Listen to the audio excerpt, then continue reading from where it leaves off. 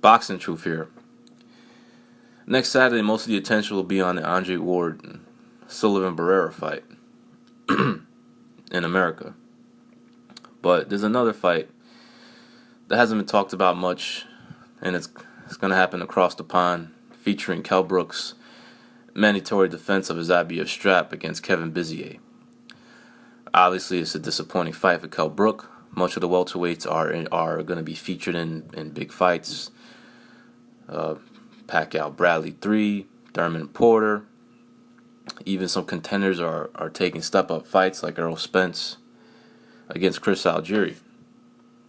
So, Kell Brook is left with Jojo Dan leftovers. And a lot of fans are very disappointed. Understandably, they want to see Kell Brook step up.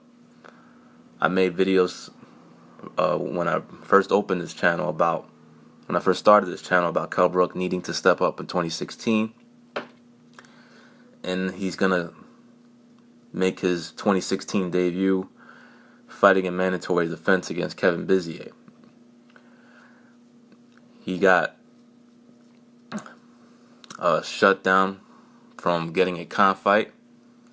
Also, Khans are going to be in a significant fight. So Kell Brook is left to make a mandatory defense against Bizier, where it seems like a foregone conclusion who's going to win the fight. Will it be a good fight? Yeah, for however long it lasts, it'll be a decent action fight, because Kevin Bizier is not a world beater, but he is a decent fighter. Comes forward, likes to throw down, likes to throw a lot of punches. So he has a style to make it an action fight and make Kell Brook look like a monster. It'll be a showcase fight. Ticket sales for this fight, or before the fight, when the fight was announced, a lot of people said it would be a hard sell. And it appears that is the case, while Eddie Hearn is saying that about over 7,000 people are going to show up. Not a bad crowd. It's solid. It's definitely not a bad turnout, but it's well short of a sellout. The Sheffield Arena, I believe, is a 13,000 seat venue, so well short of a sellout. But it's a good sign that Kell Brook has some drawing power. He just needs a recognizable name for it to be a sellout when he fights at home. In a recent interview with Eddie Hearn, he discussed with Kugan Cassius that does he see any light at the end of the tunnel about Kell Brook getting a mega fight, or more so a big fight, because mega fights is not really that many mega fights. There's big significant fights, but mega fights, not many of them out there in boxing. But the options are still slim, because the Pacquiao Bradley winner most likely will not fight Kell Brook. Jesse Vargas, is that really a big enough fight? Not really. Perhaps, besides, Top Rank is going to want to see if they can make Vargas fight the Pacquiao Bradley winner instead. Danny Garcia is most likely in line to fight Floyd Mayweather whenever he returns. And Keith Thurman and Sean Porter need to settle their business, barring any more injuries or some airbags being causing some injuries to Thurman. So when you look at the landscape of the welterweight division, Kell Brook is really he doesn't have any options if he gets past his mandatory defense, as he's expected to do so. But I stated in another video that, they should be gunning for Miguel Cotto. And Eddie Hearn did talk about it with Kugan Cassius. He said HBO were interested in that fight for Cotto as a pay-per-view. And Of course, Kell Brook's team, Hearn, said they will take the fight in a heartbeat. However, Miguel Cotto, who's going through some changes with his team, he got rid of his advisor, Gabby. He's no longer with Cotto. It looks like Cotto, he's not really too interested in fighting Kell Brook. Understandable. Fighter of his stature, still a ticket seller, could still be in position for some big fights. Why fight a young guy in his prime who's hungry and wants to make a name for himself against Cotto, who's getting up there in age, past his prime, and needs to be really careful who he selects as opponents for his career that's coming to an end very soon.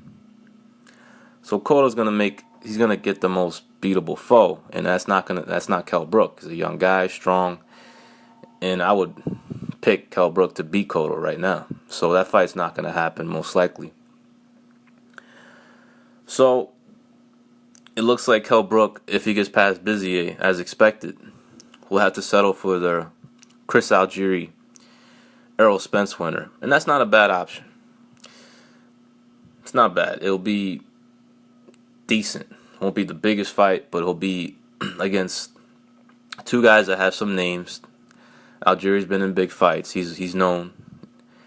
Spence is being hyped as the truth, the next big thing in boxing. So there's some hype surrounding him, and if he looks spectacular against Algieri, I say, you know what? Let's make that fight next for Kell Brook. Since there's no one else on the table that's significant, Miguel Cotto most likely won't fight him. Danny Garcia will take another direction. Jesse Vargas will be taking in-house fights with top-ranked clients. The same with Pat Bradley. Both of them will be going to different directions. So they'll look for more lucrative fights, whoever wins that fight. And if, Pacquiao continuing his career, he was going to look for the most lucrative fight. So Kell Brook is left with the Errol Spence, Chris Algieri winner.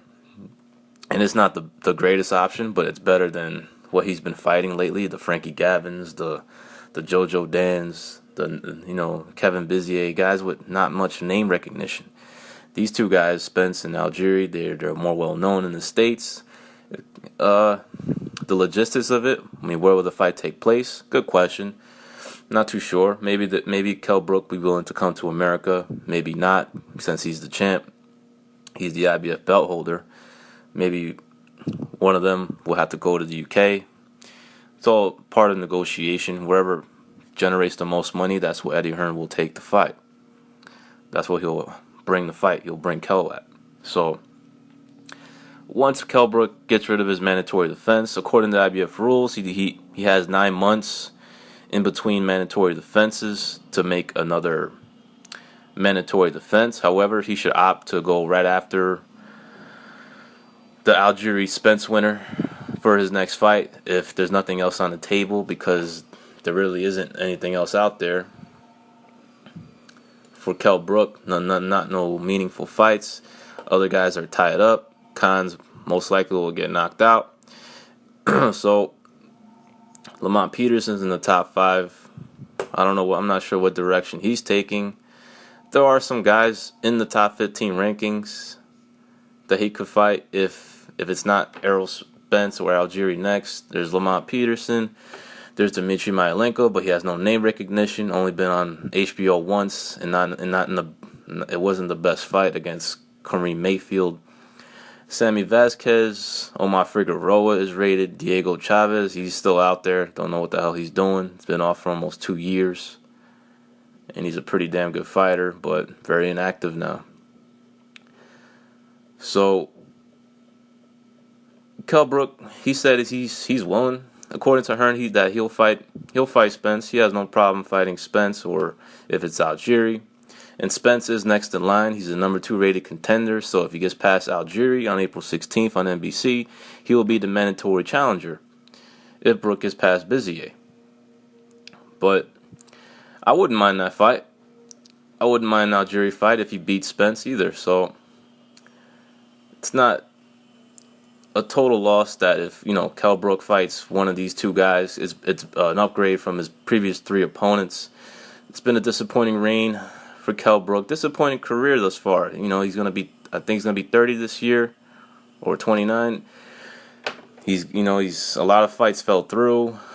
There's been rumblings that his team weren't confident in stepping him up for the longest time. The fight with Alexander when he was champion got called off 3 times, 2 times because of injuries that had to do with Brook, some ankle injuries, foot injuries, something like that. And that derailed the fight. Then he ended up fighting Porter, winning the title in a clear-cut winning performance. It wasn't the greatest fight in the world, though. It was too much holding for my liking. But he clearly outboxed Porter, landed the cleaner, better shots. And he's been fighting mostly mandatory defenses and not the best competition out there. But he's been looking good in those fights. I'm expecting another good performance against Kevin Bizier because of the styles. And I think Kell Brook is just too much for Errol Spence right now. I had to see how Errol Spence does in his first step-up fight, but I think Kell Brook is a little too advanced. But he has no problem, according to Hearn and his team, that he'll fight Spence any day of the week. Be interesting to see if Al Heyman will, roll the dice. And let's say, if Brook can't find a big name, that they'll reach out to Spence's team. Will they take the fight, or will they go another direction? Maybe develop him a little more. Maybe they feel he's not ready for Kell Brook. Because if Algieri wins, he'll take the fight. He'll take the fight. You don't got to ask him twice. If he gets a world title shot against Brook, he'll take it. When it comes to Errol Spence, Heyman was going to have a say. He's going to have to make a decision. Does he want to enforce this fight? Is Spence ready? Be interesting to see, but I got Kell Brook right now over Spence, but still a lot of things that has to be done before that happens. But not all is lost for Kell Brook. He probably won't get the Cotto fight. Thurman Porter winner, nope. Mayweather, nah. Garcia, good luck. Jesse Vargas, probably not happening, but he could settle for the Spence Algieri winner. This is Boxing Truth. I'm out.